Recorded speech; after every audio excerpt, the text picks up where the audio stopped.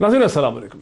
नाज़रीन, आज यूँ तो सियासी डेवलपमेंट्स बहुत सी हैं, लेकिन ग़ालिबन सबसे अहम डेवलपमेंट वो है जहाँ सुप्रीम कोर्ट ऑफ पाकिस्तान ने एक बार फिर वफाक के उस रेफरेंस पे समाअत का आगाज़ किया, जहाँ प्राइम मिनिस्टर ऑफ पाकिस्तान की रिकमेंडेशन पे प्रेसिडेंट ऑफ पाकिस्तान ने एक रेफरेंस सुप्रीम कोर्ट को भेजा है सेनेट के इलेक्शंस के हवाले से, जहाँ सुप्रीम कोर्ट की राय मालूम की गई है कि क्या सेनेट के इलेक्शंस को शफाफियत से, ट्रांसपेरेंट तरीके से, शो ऑफ हैंड्स के ज़रिए या शो ऑफ हैंड्स नहीं तो किसी शफाफ तरीके से कराया जा सकता है। सुप्रीम कोर्ट ने आज की तारीख में तमाम स्टेक होल्डर्स को, जिसमें तमाम सियासी पार्टीज़ हैं, उन्हें अपने अपने जवाब दाखिल करने के लिए कहा था और अटॉर्नी जनरल ऑफ पाकिस्तान ने अपने दलाइल वहाँ पर दिए। उसके बाद सुप्रीम कोर्ट ने उसकी एक और तारीख जो है मुकर्रर करती है।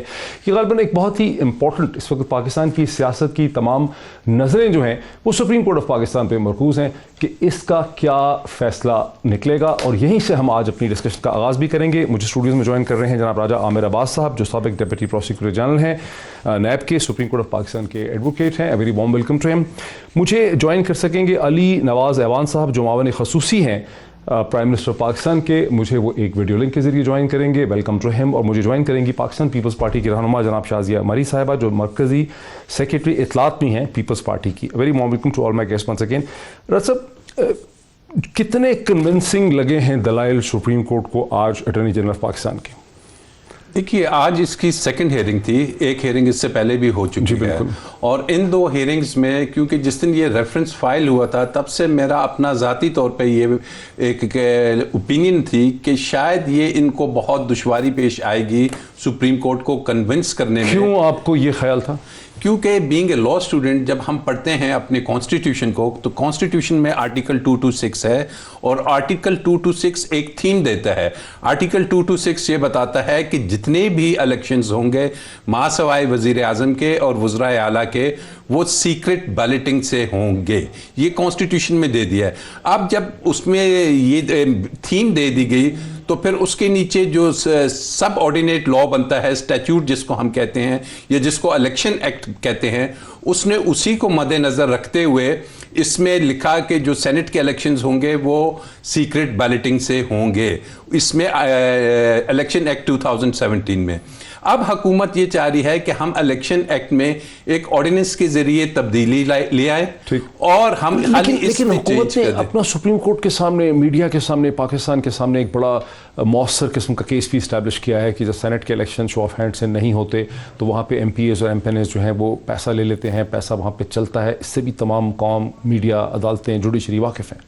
बिल्कुल, ये उनकी एक जो सोच है नहायत पॉजिटिव सोच है, और शायद अवाम भी ये समझती है, आप और हम भी ये जानते हैं कि अगर बलूचिस्तान के सेनेट के इलेक्शन देखें, फैटा के देखें, किसी भी जगह के देखें, तो वहाँ पे पैसे की रेल फेल है। जो शख्स 10, 15, 20 करोड़ों पे इन्वेस्ट करेगा वो सेनेटर बनेगा, खासकर बलूचिस्तान और फैटा में।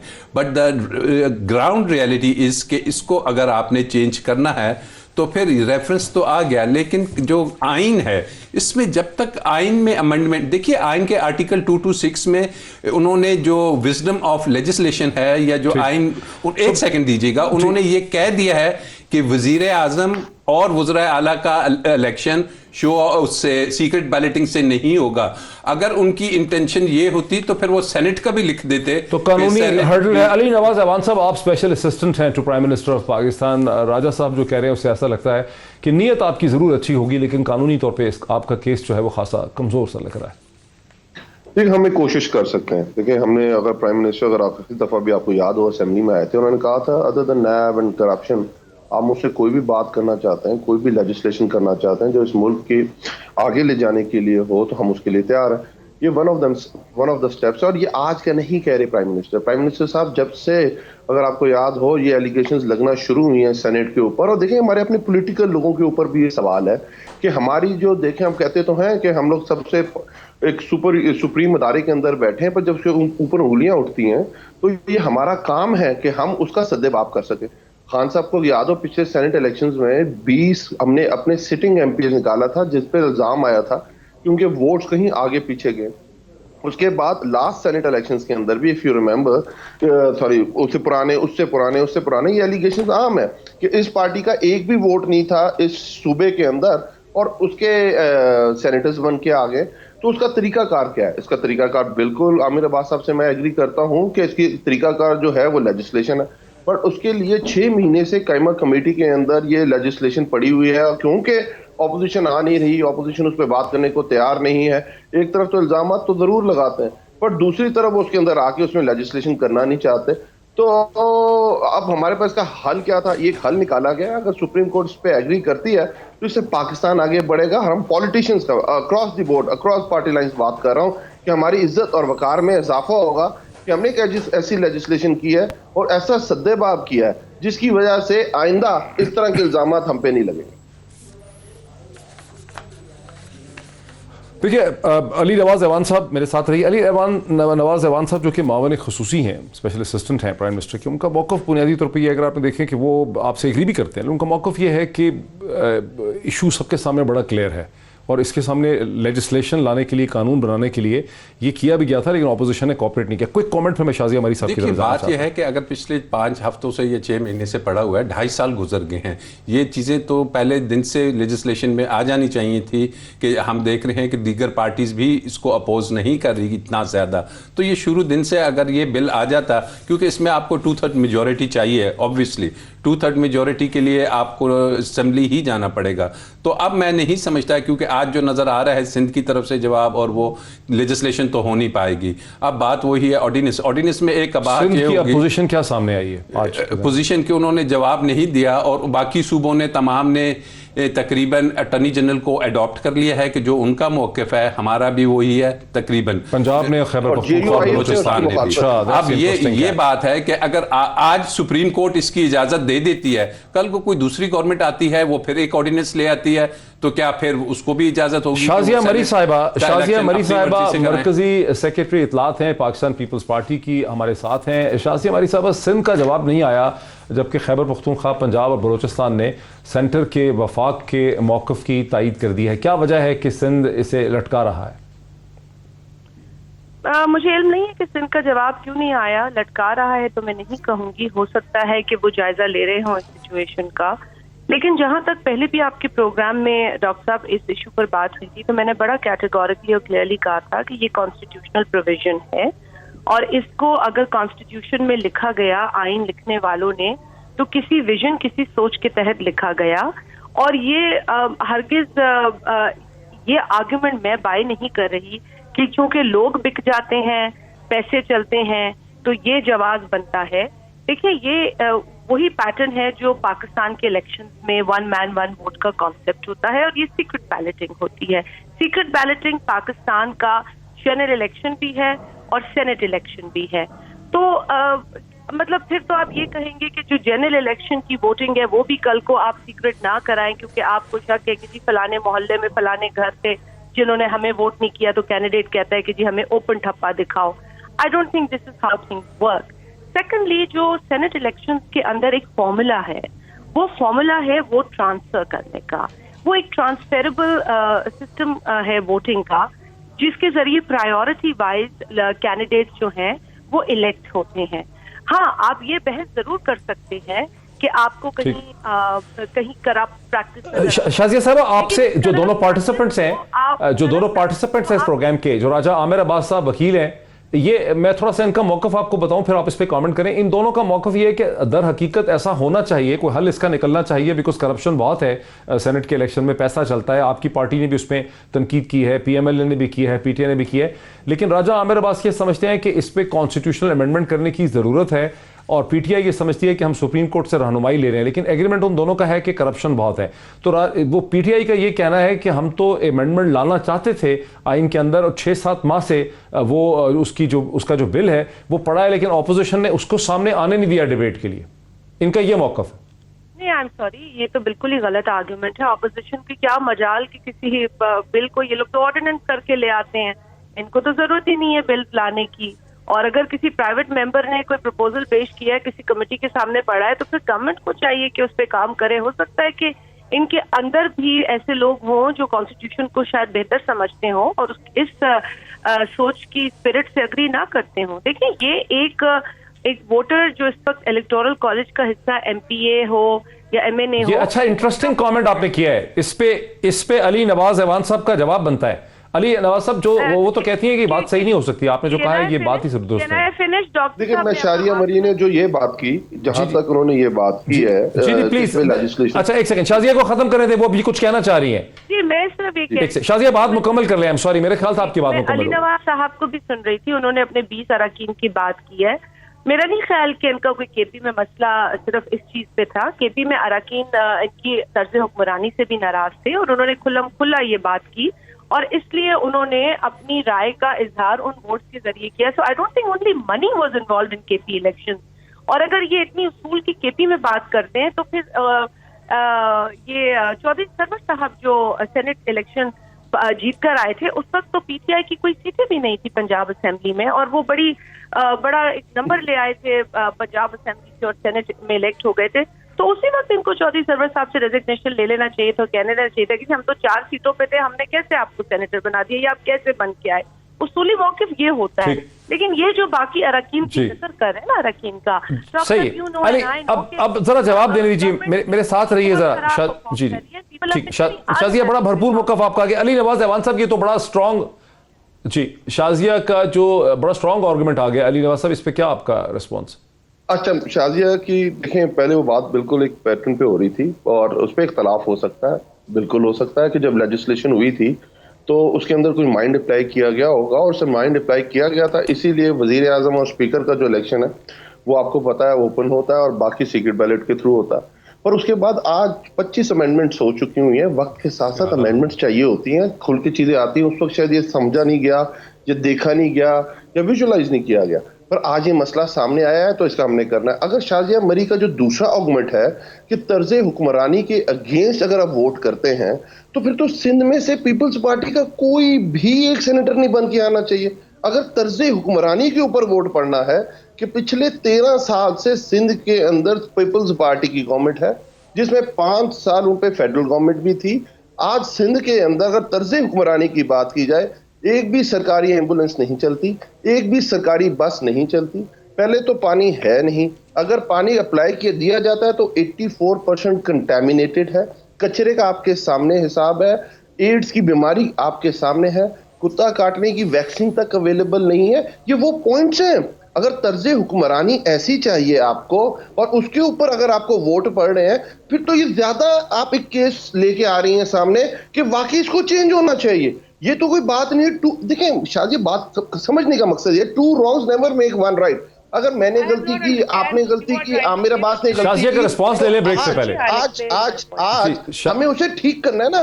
कल इलेक्शन होगा, शाजिया को रिस्पॉन्ड करने दीजिए ब्रेक से पहले। शाजिया मरी साहिबा को रिस्पॉन्ड करने दीजिए ब्रेक से पहले। तो मैं शाजिया मरी साहब, मैं अली नवाज साहब की आप मेरे पे जुमले कस नहीं होंगी तो ओवरऑल सिनेरियो समझना चाहिए हमारी आपकी क्रॉस पार्टी लाइन। जी अली साहब, शाजिया मरी साहिबा को रिस्पॉन्ड करने दीजिए ब्रेक से पहले।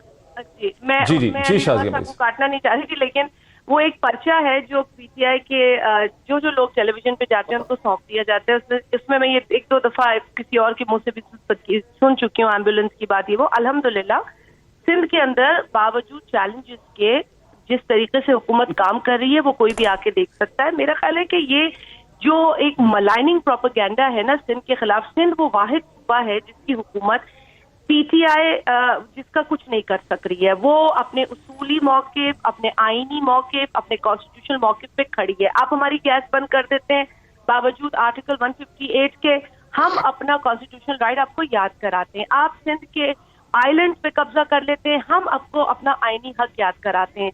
आप सिंध के अंदर NICVD और दीगर जो बेहतरीन state of art hospital, Gambat institute और दीगर चल रहे हैं, उनकी परफॉर्मेंस आपकी नजरों से गुजरती भी है और आप तारीफ भी करते हैं। आपके कई लोगों ने बाकायदा, आमिर डोगर साहब यहाँ आके गए, विप हैं असेंबली के अंदर, उन्होंने बाकायदा अप्रिशिएट किया किसका अच्छा काम यहाँ पर गंबट इंस्टीट्यूट का हो रहा है। लेकिन यकीनन आपको एक पर्चा मिलता है, आप कहते हैं किसी तरीके से जाके जो भी पीपल्स पार्टी का सिंध से ताल्लुक रखता है आप ऐसी बात करें। देखिए भाई मेरे, ऐसी कोई बात नहीं है, आप आए, मैं आपको, देखिए कोताहियां कमी पेशियां होती हैं, लेकिन ये हाल नहीं है जो KP का हो चुका है, जहां एहतसाब भी आप नहीं कर सके। आप ही के बनाए हुए एहतसाब कमीशन का आपने जो हशर किया, BRT आप नहीं बना सके, उसकी लागत डबल से ट्रिपल हो गई। आज आप ही जाते हैं उसके ऊपर अगर कोई कार्रवाई। मुझे शाजिया मरी साहबा और अली मुझे एक ब्रेक लेने दीजिए। मुझे शाजिया मरी साहबा मुझे एक ब्रेक लेने दीजिए।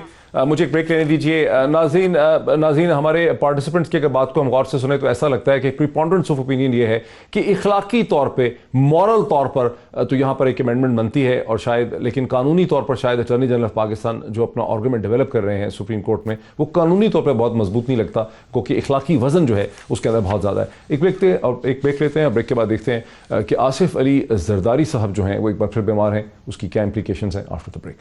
जी वेलकम बैक। नाज़रीन, जैसा कि आप जान चुके हैं कि पाकिस्तान के साबिक सदर पाकिस्तान जनाब आसिफ अली जरदारी साहब, जिनको अदालत के सामने एक दफ़ा फिर पेश होना था, लेकिन बीमारी की वजह से एक बार फिर वो पेश वहाँ पे नहीं हो सके, लेकिन इससे बावजूद इसके कि सुप्रीम कोर्ट ऑफ पाकिस्तान के अहकाम जारी कर चुकी है कि केसेस जो हैं उसमें किसी किस्म का डिले नहीं होना चाहिए।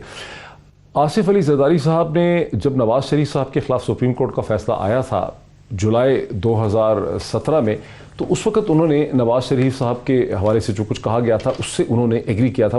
लेकिन नाज़रीन, जब मई 2019 में नैब के केसेस का हल्का साबिक सदर के गिर्द तंग हो रहा था, तो साबिक सदर ने, अखबारी रिपोर्टर्स ने एक दफ़ा उनसे जब ये पूछा कि नैब के इन केसेस पे आपका रद्द अमल क्या है, आप इसे बाइकआउट करेंगे, तो उन्होंने कहा कि मैं नैब को थका दूंगा। वो टुकड़ा भी सुन लेते हैं। नैब पर अगर आपको तहफ़्फ़ुज़ात हैं तो क्या इस पर भी गौर किया जा रहा है कि नैब में पेशेंट है इसका बाइकाट किया जाए? नहीं बेटा, बाइकाट करके नहीं, उनको थका के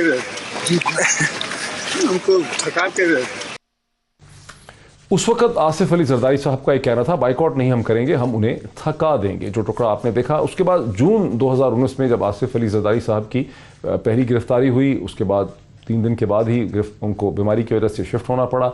उसके बाद ये प्रोसेस मसलसल चलता रहा, जिसमें वो तकरीबन बीमार ही रहे हैं। जैसे कि आप स्क्रीन के ऊपर देख सकते हैं, मुख्तलिफ स्लाइड्स हैं। जून 2019 में भी यही मसला था, अक्टूबर 2019 में भी यही मसला था, दिसंबर 2019 में भी यही मसला था। फिर 14 दिसंबर 2019 को दोबारा ख़राबी सेहत के बाद अस्पताल में दाखिल किया गया। फिर जून 2020 में भी ऐसी ही सूरत हाल थी। फिर 27 जून 2020 को भी ऐसी ही सूरत हाल थी। 6 जुलाई 2020 को भी ऐसी ही आप स्लाइड देख सकते हैं। 11 अगस्त 2020 को भी उनकी गैर हाज़िरी में ही पाकलेन केस में फ़र्द जुर्म आयद की गई। 12 अक्टूबर 2020 में एक बार फिर ख़राबी सेहत की वजह से साबिक सदर आसिफ अली जरदारी को अस्पताल में मुंतकिल किया गया। 9 जनवरी 2020 को उनकी जो दरख्वास्त थी वो मंजूर हुई ज़मानत की। अब ये वो बैकग्राउंड है जिसकी वजह से बाज़ पॉलिटिकल एनालिस्ट ये समझते हैं कि आसिफ अली जरदारी साहब की दर हकीकत स्ट्रैटेजी ये है कि उन्होंने नैब को और अदालतों को थका देना है। इस पर हम शाजिया मरी साहिबा का एक रद्द अमल ज़रूर लेना चाहेंगे। शाजिया मरी साहिबा, आप इसको कैसे देखती हैं? डॉक्टर साहब, आपकी इंटरप्रिटेशन है। मेरा ख्याल है जरदारी साहब उन लोगों में उनका शुमार होता है जिन्होंने हर मौके पर हर वक्त कानून को फेस किया और वो घबराए नहीं। 11 बरस की जेल काटी है सदर आसिफ अली जरदारी साहब ने। आप समझ सकते हैं कि यहाँ लोग 11 घंटे जेल नहीं काटने की हिम्मत रखते, लेकिन 11 बरस एक शख्स जेल काट कर आता है, उस पर कुछ भी साबित नहीं होता। उसके वो तमाम बरस जो उसने जेल में काटे, अपने बच्चों, अपनी फैमिली, अपनी वाइफ, अपने चाहने वालों, अपने रिश्तेदारों, अपने कारकुनान से वो दूर रहे, वो वक्त तो कोई नहीं लौटा सकता। लेकिन आज भी इस उम्र में इतनी मल्टीपल बीमारियों के बावजूद उस शख्स का ट्रायल हो रहा है। ऐसे बहुत लोग हैं पाकिस्तान में जिनको खास प्रिविलेज हासिल है, जिनके केसेस मौजूद हैं, लेकिन वो केसेस खुलते इसलिए नहीं है क्योंकि उनके ऊपर किसी का हाथ है, किसी की शफकत है। बहरहाल जरदारी साहब कभी पीछे नहीं हटे, और अगर उन्होंने ये कहा कि मैं नहीं थकूंगा, मैं थका दूंगा, तो दुरुस्त कहा, बिकॉज वो आज तक नहीं थके। आज भी जिन हालात में वो हैं सेहत के एतबार से, हम मिलते हैं। थका दूंगा किसे? नैब को, अदालतों को? जो देखें, जो इतने बरसों थका दूंगा किसे? जो इतने बरसों से उनको घसीट रहे हैं, चाहे अदालत में, चाहे आम अदालत में, चाहे नैब की अदालत में, किसी भी कोर्ट ऑफ लॉ या कोर्ट ऑफ जस्टिस या अकाउंटेबिलिटी में, तो वो तो ये कह रहे हैं ना कि जी वो शायद थक जाएंगे, मगर मैं नहीं थकूंगा, मैं आता रहूंगा, पेश होता रहूंगा। अब एक शख्स बीमार है, एक शख्स बीमार है, मल्टीपल उनके पेश हो नहीं ना रहे। सॉरी, हाँ, अच्छा, मेरे साथ राजा आमिर अब्बास साहब, क्या आप समझते हैं कि सक्सेसफुल स्ट्रैटेजी है आसिफ अली जरदारी साहब की, उन्होंने नैब को, अदालतों को, प्रोसिक्यूटर को थका ही दिया है?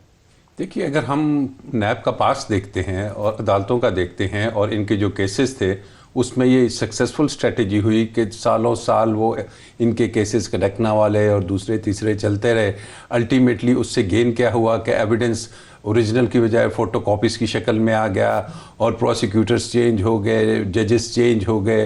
तो उस लॉन्ग डिलेस की वजह से केस में ऐसे इश्यूज़ आए कि इनको ऑल्दो कि क्लीन इक्विटल नहीं मिला ऑन टेक्निकल ग्राउंड्स कि चूंकि ये डॉक्यूमेंट्स अब ओरिजिनल नहीं तो ये एक कामयाब स्ट्रेटजी है पाकिस्तान। लेकिन अब पाकिस्तान की स्ट्रेटजी आप ये भी देखिए कि इस वक्त के चीफ जस्टिस साहब ने 3 दफ़ा हेयरिंग कर ली है। उन्होंने 12 हुकूमत से कहा है कि 120 अदालतें बनाएं, अब आखिरी मौका दिया है। और जब अदालतें ज़्यादा होंगी, ऑल्दो नैब के जो ये इनके अभी का केस है इसमें 4 फ्रेम में आप ये कह रहे हैं कि पाकिस्तान के माजी में जो 20 बरस का तारीख गुजरी है उसमें ये जो स्ट्रेटजी है डिले करना, फुट ड्रैगिंग करना, चीज़ों को लटका देना, ये कामयाब रही है 100%। हुदैबिया का केस देखिए, उसको भी इसी वजह से आखिर में सुप्रीम कोर्ट ने छोड़ दिया कि जनाब इसमें इतना डिले हो गया, इसमें इतना टाइम बार्ड हो गया। लेकिन अब आप समझ रहे हैं कि कोई तब्दीली ऐसी आ गई है जिसकी वजह से ये स्ट्रेटजी मुस्तकबिल में कामयाब नहीं हो पाएगी। अब हुकूमत क्योंकि दूसरी है, कोई नून लीग या जो इनकी बारियों वाली हुकूमत थी वो नहीं थी। अब ये बॉल जो सा है हुकूमत की कोर्ट में है, सुप्रीम कोर्ट ऑलरेडी डिसाइड कर चुकी है।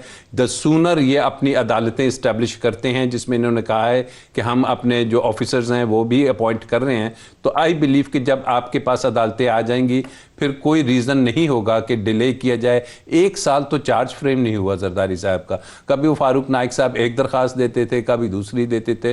तो जो प्रिजाइडिंग ऑफिसर्स ये अपॉइंट करेंगे अभी, ये बड़ा इंपॉर्टेंट होगा कि वो जजेस ऐसे जजेस हों कि जो काम को भी समझते हैं और जो नैब के लॉस को समझते हों, और फिर इसको स्पीडली करना कोई बड़ी रॉकेट साइंस नहीं है। अच्छा, मैं आना तो चाहिए असूली तौर पे अली नवाज अमान साहब की तरफ, लेकिन शाजी हमारी साहब अब ये जो राजा साहब कहते हैं, अगर क्विकली आप इस पे हमें बता दें कि राजा साहब ये कहते हैं कि माजी में ये जो स्ट्रैटेजी थी कि भाई अदालत में पेश नहीं होते थे, लोग बीमार हो जाते थे, केस लटकते रहते थे, ये माजी में पाकिस्तान में बहुत कामयाब रही है ये हिकमत अमली। लेकिन अब मुस्तकबिल में और इस वक्त जो तब्दीलियां आ चुकी हैं इसमें ये स्ट्रैटेजी कामयाब नहीं है।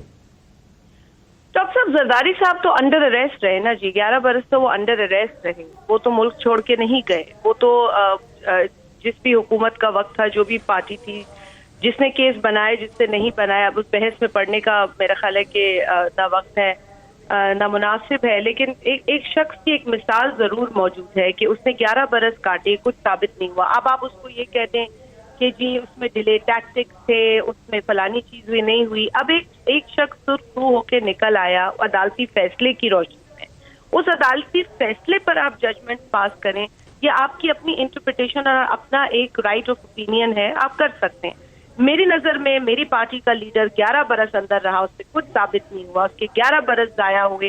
वो आज भी कहता है कि मैं एहतसाब से नहीं भागूंगा। तो दिस इज मोर इम्पोर्टेंट। हम एहतसाब से नहीं भागेंगे। डॉक्टर साहब ना कभी भागे हैं, इन अदालतों का एहतराम किया है, चाहे हमें इन अदालतों से अच्छे फैसले, इंसाफ पर मबनी फैसले नहीं मिले हों। जहां तक आज जो हो रहा है पाकिस्तान में, मालम जब्बा केस है, पीआरटी का है और दीगर बहुत सारे scandals, I am sure you know much more than I, because आप इन्वेस्टिगेट करते हैं। आप मुझे बताएं, इस हुकूमत को अगर एहतसाब के प्रोसेस में इतनी दिलचस्पी है तो अपने अंदर क्यों नहीं एहतसाब शुरू करते? क्यों नहीं उन लोगों का एहतसाब करते जिनके हवाले से स्कैंडल, स्कैम, ये सारी चीजें सामने आ चुकी हैं? आज तक इनके मिनिस्टर्स को ये प्रोटेक्शन दे रहे हैं। क्या एहतसाब सिर्फ ऑपोजिशन जमात के लिए है, जरदारी साहब के लिए है? क्या ऑपोजिशन सिर्फ भुगते की इसलिए क्योंकि हम डिसेंट करते हैं, हम इनकी हर चीज पे एग्री नहीं करते, और इसलिए नहीं करते कि हमें शौक नहीं, बिकॉज इनका तर्ज हुक्मरानी वाकईतन मायूस कुन है। अगर हम उस पर बात करते हैं तो हमारे केसेस खुल जाते हैं। और जरदारी साहब तो इनको तो टारगेट करने का उनको ज्यादा शौक है, वो करते रहे। लेकिन you have to give credit to the man who saying कि जी मैं आज भी एहतसाब के लिए तैयार हूं। What have I got to lose? I've lost 11 years of my life. वो क्या लूज करेंगे? अच्छा, ठीक। अच्छा, अब मुझे میں بالکل ٹھیک ہے، آپ کا بڑا بھرپور ایک موقف ہے جو آپ نے پبلک کے سامنے، ہمارے ویورز کے سامنے رکھا ہے. صاحب ہمارے ویورز کو یہ بتا سکتے ہیں کہ زرداری صاحب کے بارے میں بعض دفعہ یہ کہا جاتا ہے کہ جو کیسز ان کے خلاف ہیں وہ اس طرح سے مختلف یوں ہیں کہ وہ سرکمسٹینشل ایویڈنس ہے، ڈاکومنٹری ایویڈنس ہے، یہ اورل ایویڈنس نہیں ہے، یہ لوگوں کی گواہیاں نہیں ہیں، اس لیے یہ ایک مضبوط کیس ہے، یہ خطرناک کیس ہے. کیا واقعی ایسا ہے؟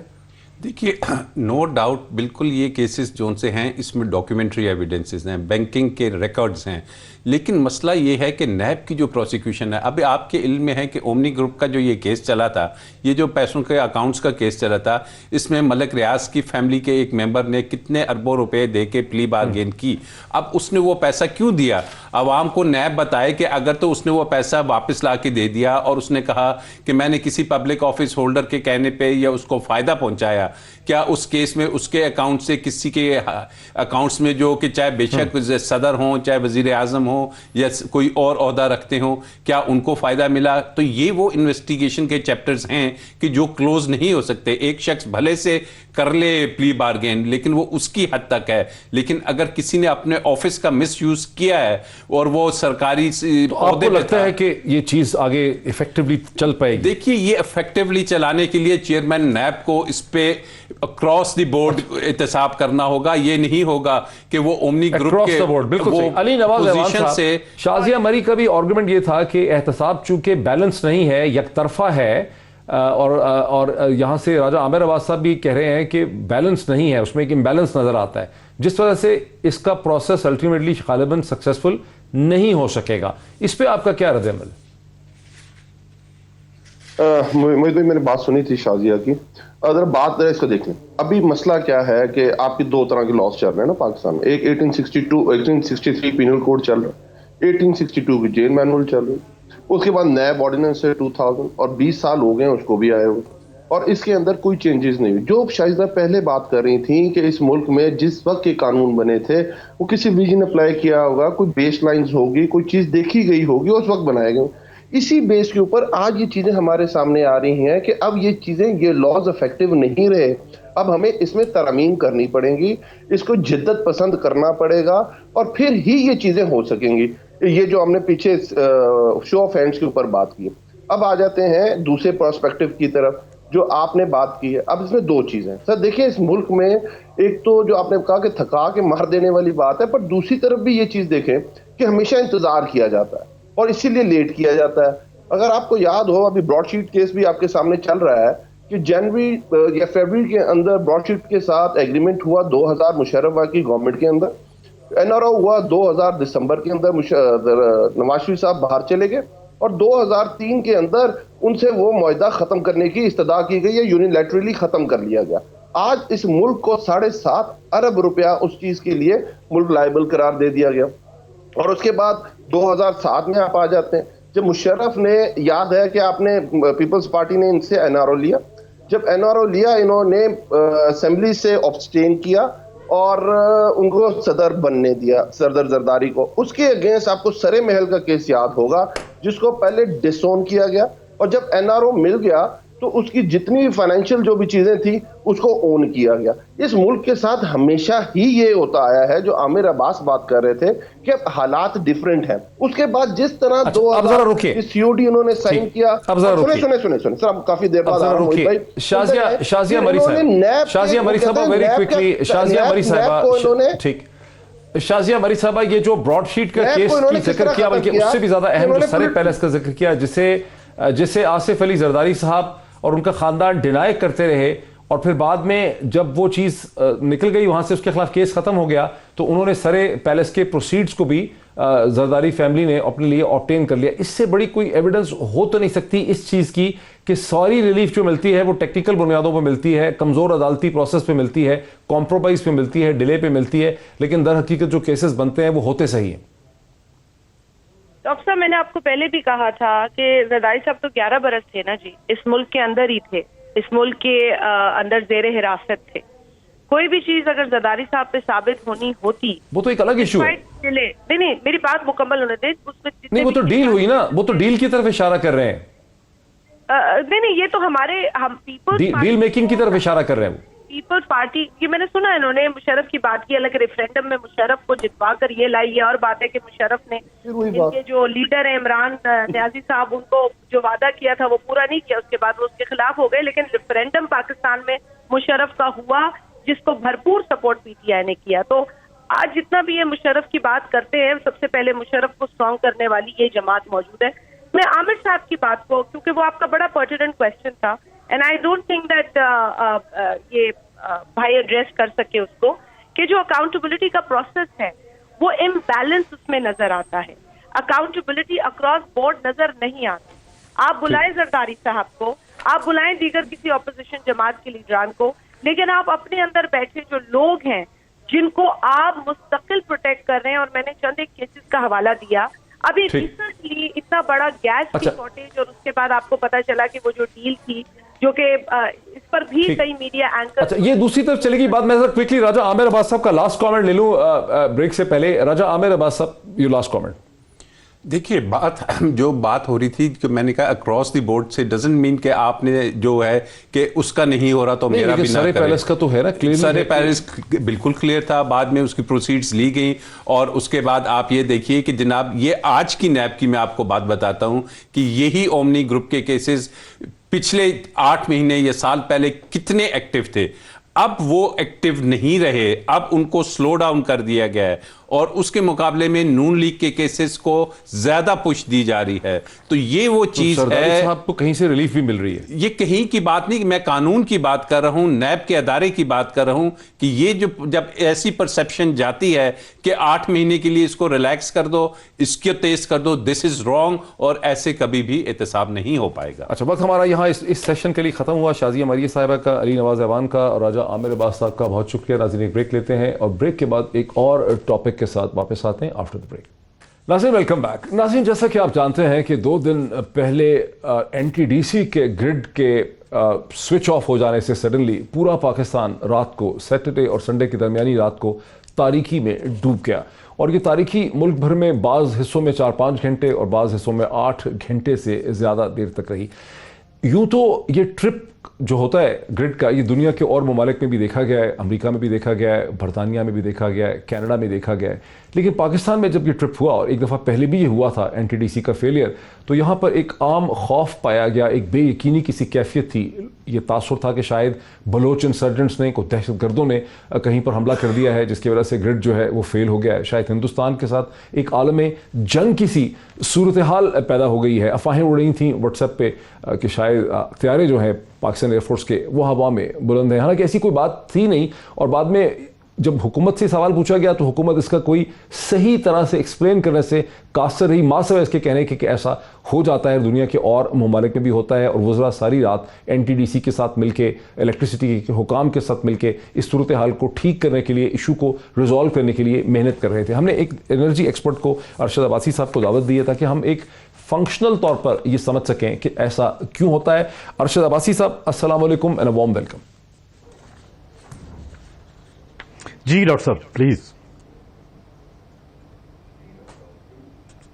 ارشد عباسی صاحب، یہ جو این ٹی ڈی سی کا فیلئر ہے پہلی دفعہ پاکستان میں نہیں ہوا، جہاں تک مجھے یاد ہے ایک سے زیادہ دفعہ پہلے یہ فیلئر. جی ارشد عباسی صاحب، یہ این ٹی ڈی سی کا فیلئر پہلی دفعہ نہیں ہوا، ایک سے زیادہ دفعہ پاکستان میں ہو چکا ہے. جی ڈاکٹر صاحب، آپ نے بالکل تھوڑا سا ڈیلے آ رہا ہے. دنیا بھر میں فیلئر ہوتے ہیں، امریکہ میں، کینیڈا میں. جی مجھے آپ اجازت دیجیے ڈاکٹر صاحب. جیسے آپ نے انٹرو میں آپ نے کہا کہ دنیا بھر میں فیلئر ہوتا ہے، امریکہ میں ہوتا ہے، کینیڈا میں ہوا ہے، یو کے میں ہوا ہے، ایون انڈونیشیا میں ہوا ہے، اور سب سے بڑا جو ہسٹوریکل جو سب سے بڑا بلیک آؤٹ ہوا ہے وہ انڈیا میں ہوا تھا 31 جولائی 2012 میں، جہاں پہ 600 ملین لوگ جو ہے اس کے امپیکٹ ہوا تھا. ہم نے ماشاءاللہ اس دفعہ ایک ورلڈ گارڈ بنایا ہے.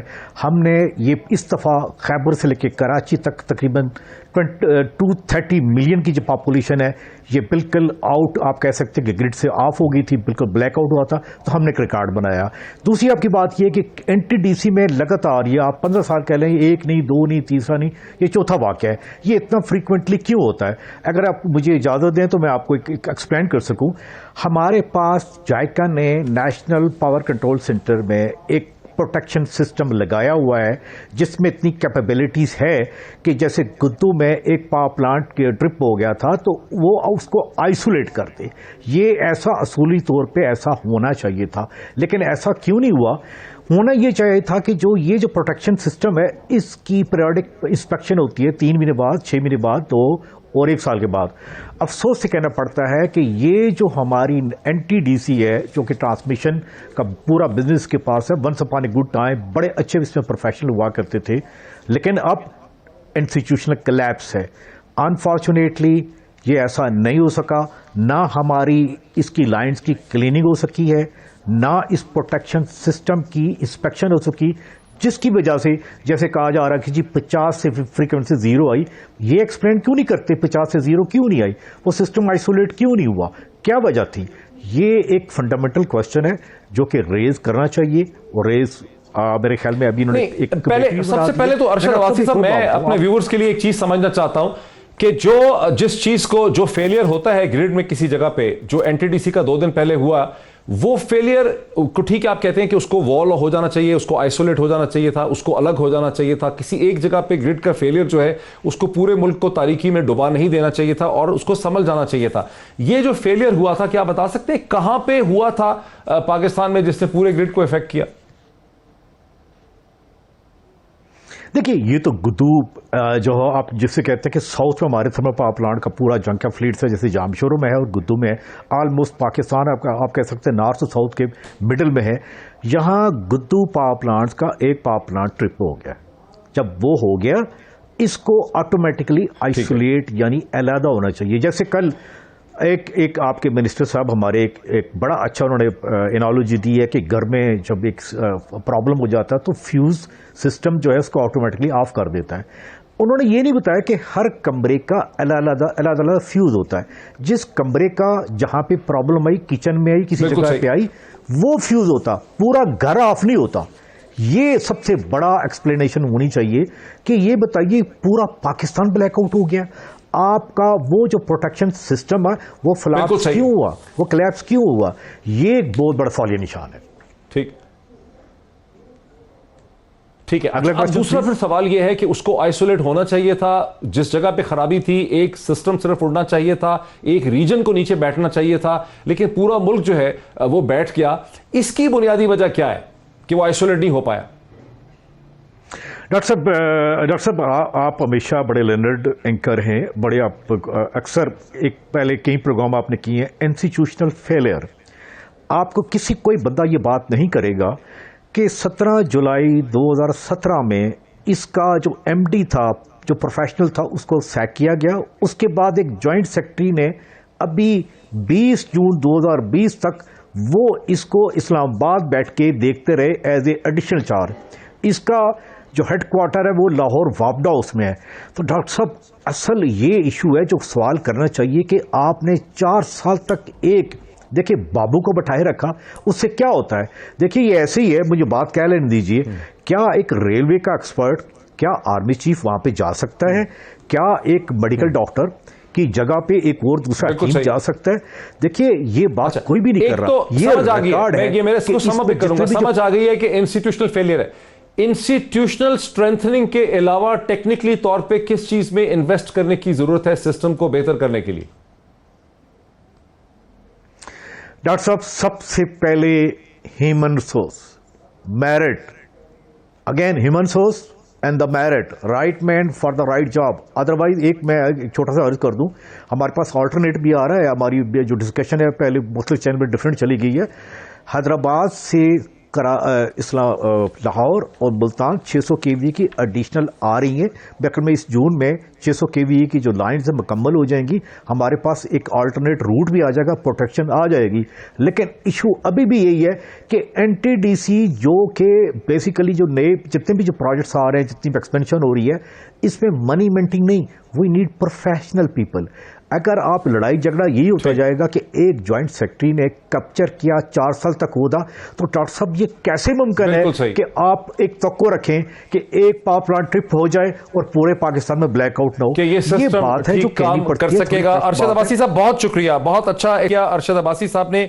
جو انرجی ایکسپرٹ ہیں اور اس معاملے سے بڑے فیملیئر ہیں، ان کا کہنا یہ ہے کہ یہ خالصتاً ایک انسٹیٹیوشنل فیلئر تھا اور حکومت اسے ماننے سے قاصر ہے، اور گزشتہ 4 برس سے NTDC کے اندر جو رائٹ ہیومن ریسورس ہے، جو رائٹ ہیومن مینجمنٹ ہے، وہ پرووائڈ نہیں کی گئی ہے. سول سرونٹس کو، بیوروکریٹس کو بٹھایا گیا ہے جہاں ٹیکنیکل لوگوں کو بٹھانے کی ضرورت ہے، جس کے نتیجے میں اس کا جو گورننس ماڈل ہے NTDC کا وہ بہت زیادہ کمزور ہے. اور اگر ایک ریجن میں کہیں شٹ ڈاؤن ہو جاتا ہے تو وہ ریجن کو وال آف ہو جانا چاہیے، آئسولیٹ ہو جانا چاہیے، باقی گرڈ سے اس طرح سے الگ ہو جانا چاہیے جیسے گھر کا ایک کمرہ پورے گھر سے الگ ہو جاتا ہے. لیکن یہاں ایسا نہیں ہوا، اور جس کی وجہ سے اس سسٹم کو امپروو کرنے کے لیے right man for the right job اور ہیومن ریسورس کو امپروو کرنے کی بہت ضرورت ہے. ناظرین آج اتنا ہی، پھر آپ سے ملاقات ہوتی ہے. بہت شکریہ.